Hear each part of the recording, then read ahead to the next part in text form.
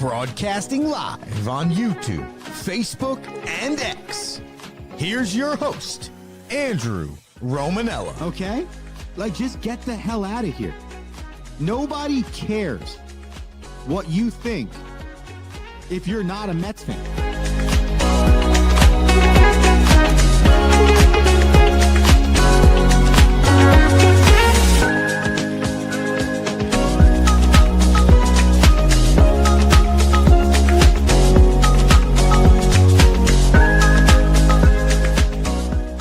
What's going on, everybody? Welcome back to another edition of The Rome Show, broadcasting live on YouTube, Twitter, X, Instagram, and Facebook. I'm your host, Andrew Romanella. It's a Thursday, October 9th, 2025, and we are excited to be back on the air with you. We remind the people, youtube.com/The Romanellas. That's youtube.com/The Romanellas. Hit the subscribe button there. Twitter X, The Rome Show 1.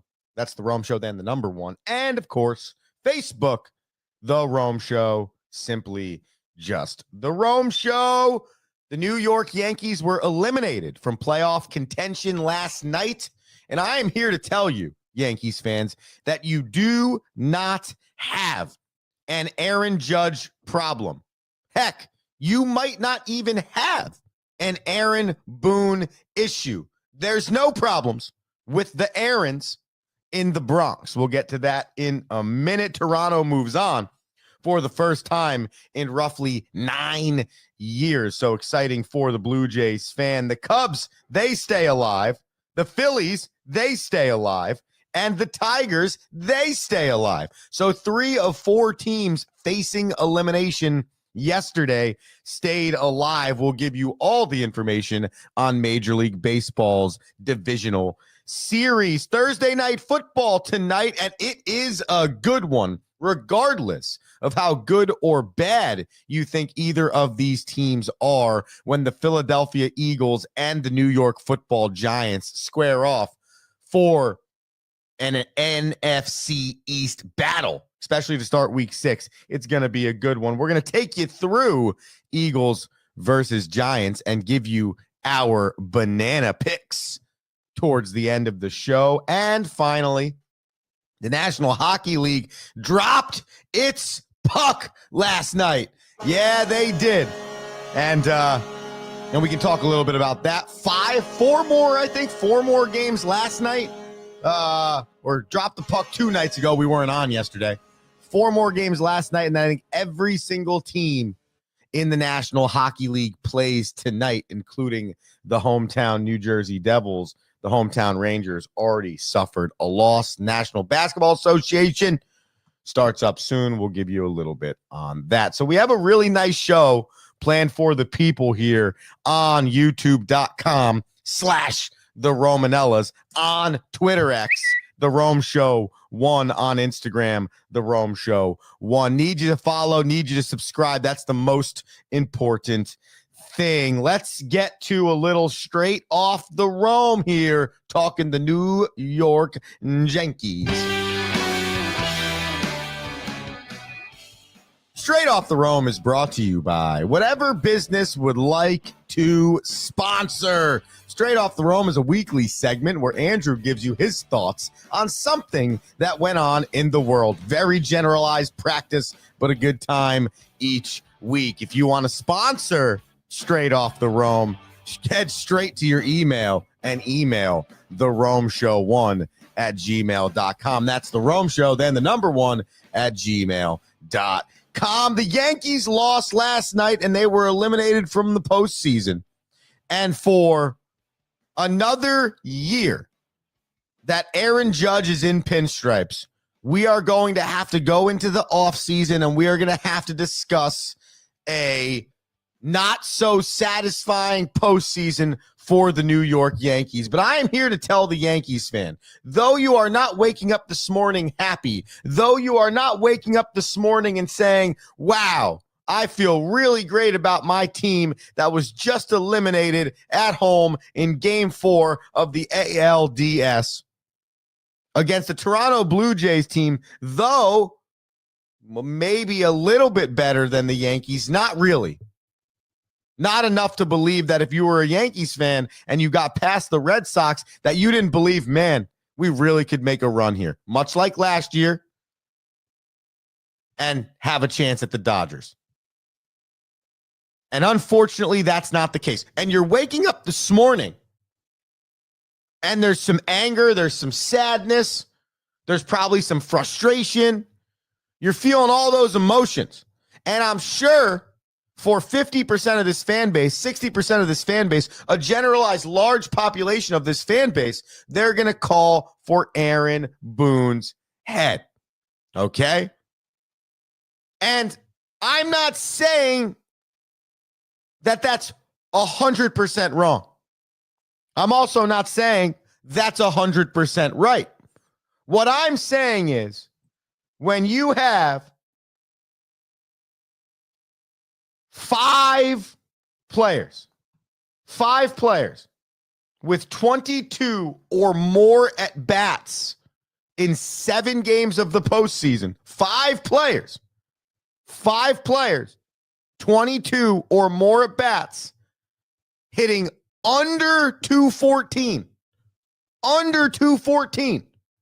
Okay? So for reference point, Aaron Judge had 26 at bats in this postseason, which, by the way, was by far the best postseason of his life. To double down on that, one of the best postseasons you've ever seen. And what's wild is the guy on the other side, in Vladdy Jr., was better. And they were in the same series. And that, more than anything, to me, is the sadness of this Yankees run coming to an end. You finally got Aaron Judge in the postseason. You got not just Aaron Judge in the postseason, you got better than Aaron Judge in the regular season, in my opinion, in the postseason. And why? Because when you show up in clutch moments, when you're there in the biggest moments, that is the most important thing to your team. And he's a 300-plus hitter over the course of 162 games for most, if not all, of his career. He's given you 40 homers before he wakes up in the morning every single year. But everyone was still wondering, what's it going to be? Can he perform in the postseason? Well, he's got to win a championship. He's got to show us he can do it in October. Well, he did just that. And the rest of his team didn't show up. Anthony Volpe hit 192 in 26 at bats this postseason. He struck out 16 times. 60% of the time, Anthony Volpe was going down, no ball in play. Cody Bellinger. Everyone was so fired up about Cody Bellinger throughout the entirety of the season, and rightfully so. Really good signing. Hit 214 in 28 at bats. Not doing the job. Giancarlo Stanton. Remember him, guys? Remember everybody after last year? Well, Stanton's going to show up in the postseason. Well, if Judge can show up and Stanton shows up at the same time, we're going to dominate. Stanton hit 192 in 26 plate appearances. 192. That's doing nothing for you. Let's go to Jazz Chisholm Jr. Don't get me wrong. The singular home run that he hit in Game 3 to take the lead after Aaron Judge's monumental home run to tie the game, that was only one of his 4 hits in 7 games. Jazz Chisholm Jr. hit 182 in 22 at bats. And to finish it all off, you got the good old Trent Grisham, who we like. Okay, we like him on this show. I know a lot of Yankees fans like him. He hit 138 in 29 plate appearances, the most out of any qualified Yankee on this list. The most at-bats out of any Yankee on this list, hit 138 with 10 strikeouts. Aaron Judge collected 18 total bases during this postseason run. To put that into perspective, Anthony Volpe and Giancarlo Stanton together collected 16. Aaron Judge, 18 total bases. Stanton and Volpe, 16 combined. That tells you everything you need to know. Your offense is your strong suit. You knew your starting staff, you knew your pitching staff, wasn't going to be great. And that's the other side of this thing. You didn't expect Fried to get shelled, though. You didn't expect Rodon to get shelled, though. Max Fried, Carlos Rodon were bad in games 2 and games 3. Cam Schittler came out yesterday, and though it might not have been elitist, it was enough to win you that baseball game. And you were tied heading into the 4th. Plenty of chances. And the offense, half of it wasn't even on the field.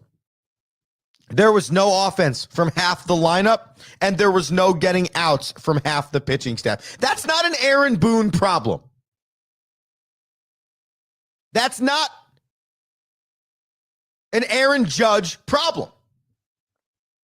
You could talk about decisions Aaron Boone has made. I'm okay with that. You could talk about the way Aaron Boone handles pressers, doesn't get on his team, is 2 players coachy over, you got to get this thing going here because we're too good and we should be winning a championship. You could dissect all of those things. And I'm not debating that. But when you break down the Yankees, especially over the last 2 seasons, because the last 2 years has been the heaviest amount of fire Boone, fire Boone, fire Boone. Aaron Judge isn't good in the postseason. In my opinion, you are not waking up today out of the postseason, because of Aaron Boone. You're waking up today not in the postseason because your 2 best starters crapped the bed in the most important games of the season, and half of your lineup could not hit themselves out of a wet paper bag. That's why you're home today. There should be 0 Aaron Boone slander today. There should be 0 Aaron Judge slander today. And again, I am not saying that you should tell Aaron Boone or say that Aaron Boone is the greatest manager of all time or that he's never. No, I'm just saying that this is not an Aaron squared problem. Aaron Judge hit .500 this postseason with 13 hits, 7 RBIs, and in 6 of 7 games had 2 or more hits. That's how you show up for your franchise. That's how you show up as the superstar player. That's how you show up as the captain of the New York Yankees. And not enough people showed up around Aaron Judge this season. And to finish this straight off the row, that right there tells you the story about the game of baseball. One player, good or bad, is not the difference. Unless that one player oftentimes is a starting pitcher or a relieving pitcher. But Aaron Judge hit .500. He was 13 for 26 throughout this postseason. You could barely get the guy out. His on-base percentage was .581.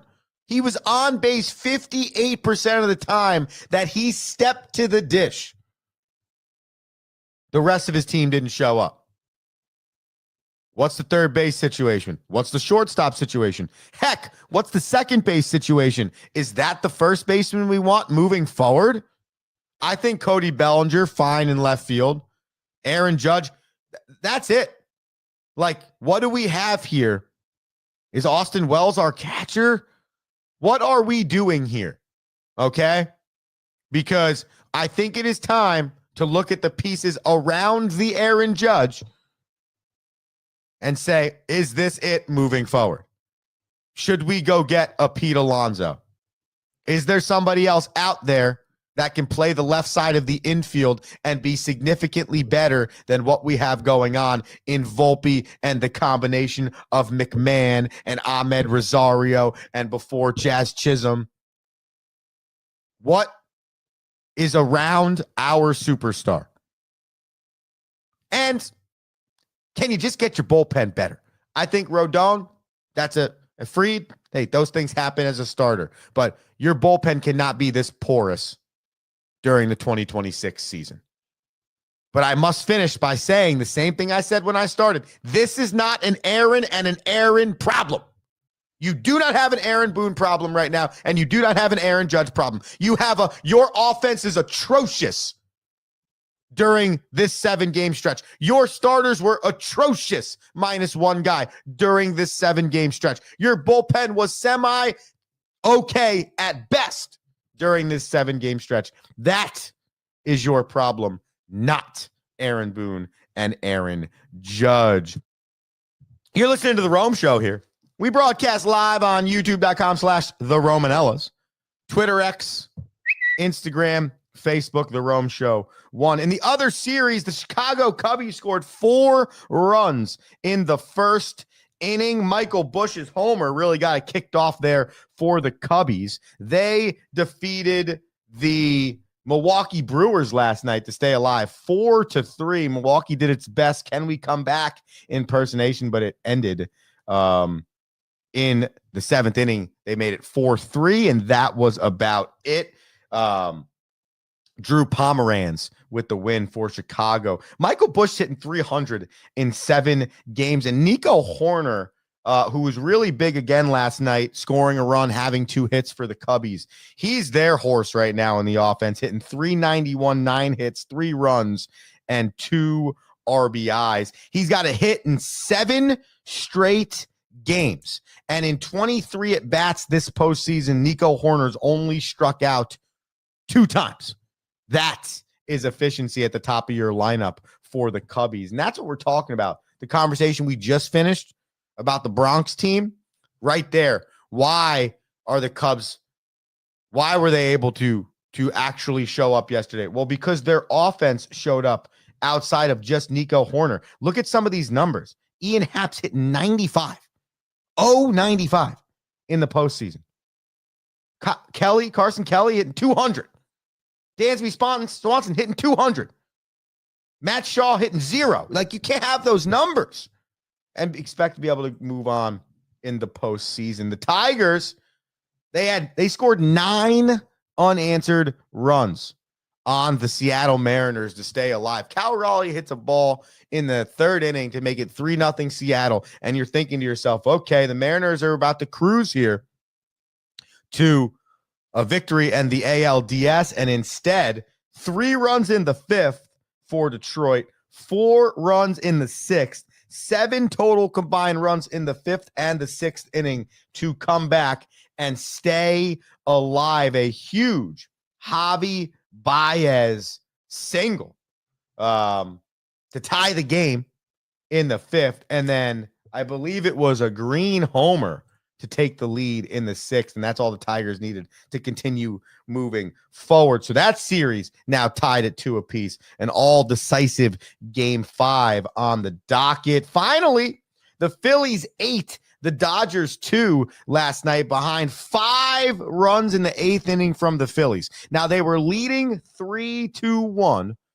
Okay, going into the top of the 8th, Clayton Kershaw came out, and Clayton Kershaw did not come back in with that same 3-1 lead. It was 8-1 at the end of that top inning with a few homers, a few hits, and not a good pitching performance from Clayton Kershaw. Heading into this game, the Phillies' big 3 of Bryce Harper, Trey Turner, and Kyle Schwarber were 2 for 21 combined. Last night, that same 3-pack of superstars was 7 for 13, 4 runs, 5 RBIs, and 2 homers, both off the bat of Kyle Schwarber. That, ladies and gentlemen, is right there the answer to the problems. Have you noticed a common theme here As we talked about the Yankees getting eliminated, talked about the Cubbies and the Brewers, talked about the Detroit Tigers, and now we just talking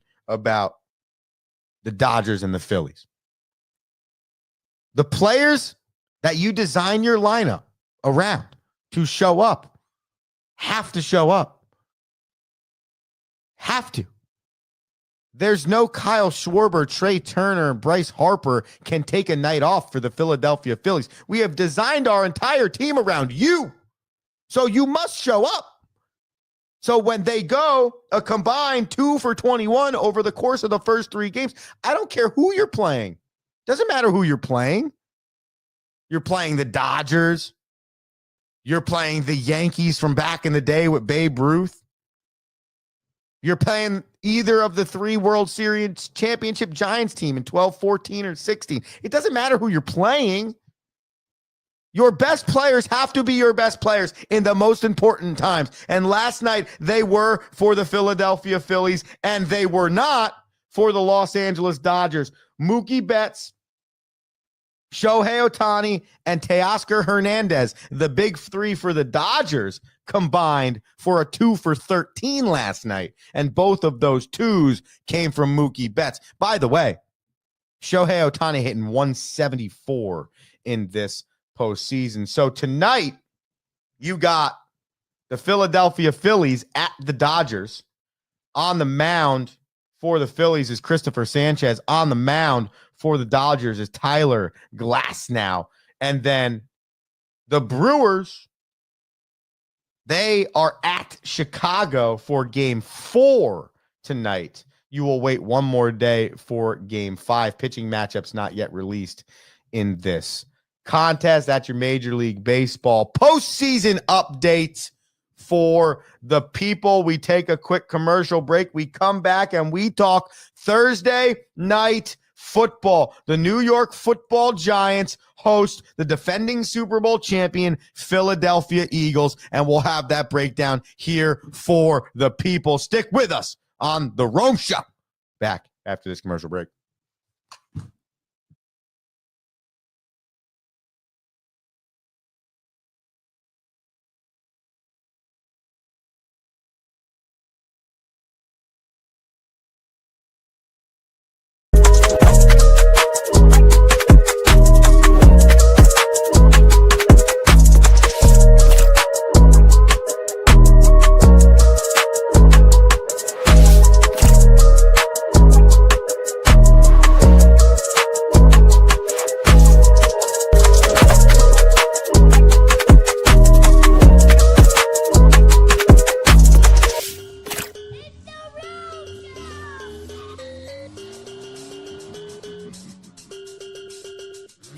Woo! What's up, everybody? Welcome back into the Rome Show here. We broadcast live on youtube.com/the Romanellas. Twitter X, the Rome Show 1. That's the number 1. Yeah, the Rome Show, then the number 1. And the Rome Show on the old Facebook, the OG social media site. I don't know if you still follow it. If you do, you can follow the Rome Show there, or listen or watch or whatever you want to do there as well. Andrew Romanella, I am the host of this beautiful program, and we're here every single day. Let's finish this thing off with a little Thursday night football preview. We're talking Giants. We're talking Eagles. We're making picks. It's a grand old time. Listen, the Eagles are coming off of a 21-17 loss against the Denver Broncos. It was their first loss of the season and their first loss in their last 20 played games. I don't think it's a cause for concern. I don't think we need to burn the boats. I just think that the Eagles offense needs to re-center who the hell they are. Right now, they've run for 366 yards on offense. And that might sound like an okay number to you, the people. But based on what they did last year on the ground, Saquon Barkley almost broke the rushing yards record. That's how good they were at running the rock. This year, it feels like they're not that. It feels like they don't have the ability to run the football any way they want. And right now, when you look at their league average, they're pretty much middle of the pack. So for me, that's the first thing for this Philadelphia Eagles team, who's averaging 99.8 rush yards per game. It's 499. My fault there. 499 total yards over 5 weeks. That's got to be better. Start there if you're the Eagles. Secondly, okay, and I saw some stuff about this. I don't know if this is true or not, but it got me thinking. You know, I understand what's been talking about for the Eagles in the first few weeks. How good are they really? It feels like they have some offensive concerns. They won some games wildly, blocking field goals, whatever the case is. I hear all of those things, okay? And I don't disagree, okay? And I think what happened last week with Denver is you saw an Eagles football team that did not know what their identity was on offense. And that's why I bring up the run game, because you cannot care about how you're winning football games. Just go win football games. Okay, and you have nothing to prove. Jalen Hurts has nothing to prove. Go hand the football off to Saquon Barkley. Go run the ball down people's throats. Go, push the hell out of the 1 yard line. Whatever the case is, go be that football team. Okay, because your defense is still good enough. All right, but you can't be this type of team that has a stagnant offense that doesn't run the rock. I mean, Saquon had like 46 yards on the ground last week.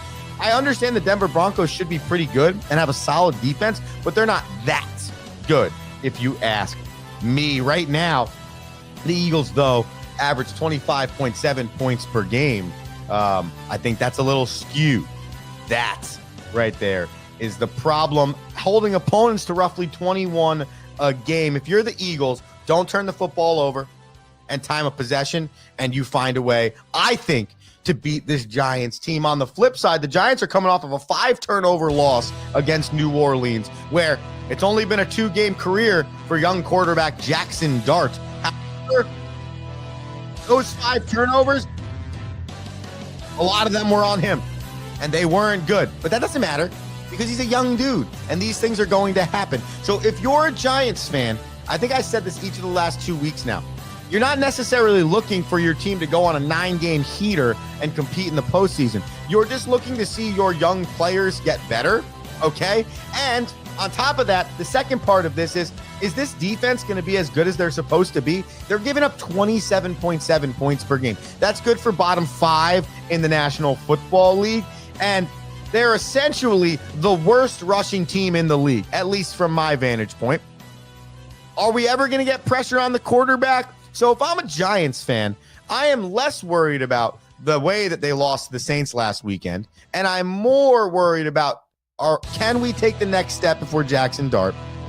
And can this defense be the strong part of this team? Because no matter who was quarterbacking the Giants going into this season, you believed that the defense was going to be a strong suit. Right now it isn't, and that's a really hard place to be. The Eagles, they're favored in this game by 7.5, and the total not high because both offenses are not believed to be good at 40.5. This is an interdivision rivalry, and the Eagles have been playing close games all year, and the Giants are at home with some chip on their shoulder motivation coming off a bad loss in New Orleans. I think Jackson Dart, Cam Scadaboo, and the boys use that momentum, maybe not to beat Philly, but to cover the 7.5. So I'm going to take the Giants at the 7.5, and I'm going to take the over, actually, the 40.5. I do think there'll be a few more points put up on the board in this contest tonight. Got to tune in.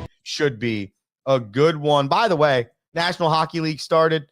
National Basketball Association is 10 days away from tip-off. So a lot going on in the sports world. As we matriculate the next 2 or 3 weeks, we got to start getting you back into hockey with Rocky. Got to start getting you some more information about what's going on with the puck. We got to get you back on the hardwood, and we'll start talking some basketball, and we'll start talking some National Hockey League. There's so much to do. That's why you got to tune in daily here on the Rome Show so you don't miss a dang thing. I'm Andrew Romanella. Thank you for tuning in here on this Thursday. It was a blast for me.